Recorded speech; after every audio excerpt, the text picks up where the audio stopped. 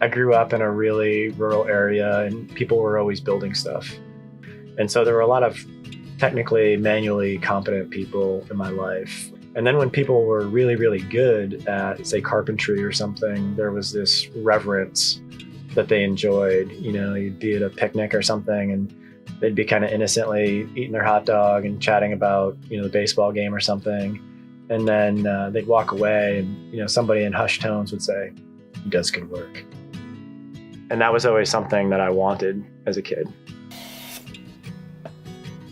There's something about being able to manipulate materials that really fascinated me. But definitely watching Norm Abram, that planted a seed in my brain. And when he cut dovetail joints, it was just like something in my brain clicked that I need to do that. To me, I like the process of drawing it out on paper. I don't use any software for drawing. I just use a ruler and a pencil. You have to put the time in. And there's something appealing to me about that too.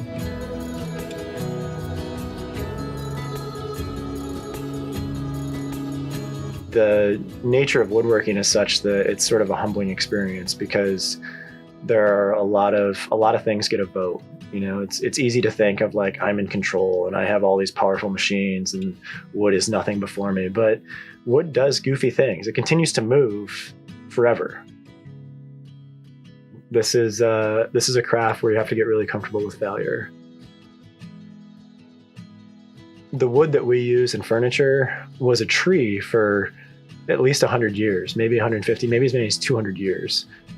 There's a wisdom in the wood that's embedded in that age. You know, the stakes are a little bit high and there is an investment, but there's a payoff to it as well. You spend a lot of time with these objects, and anything that's handmade, whether it's, you know, a piece of pottery or a piece of furniture or painting, there's the time and energy that went into that piece.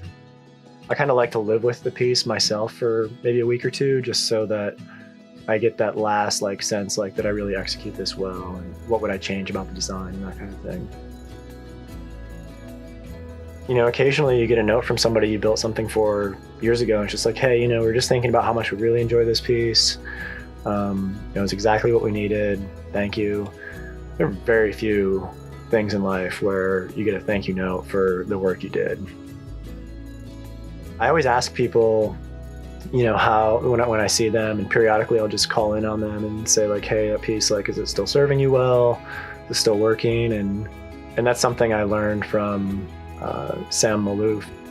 I mean, it's nice to go back and see something you made and see how it ages and see how it lives in someone's home, because you want the project to succeed, you know, and it was meant to last a long time, so you want to make sure it's living up to that standard.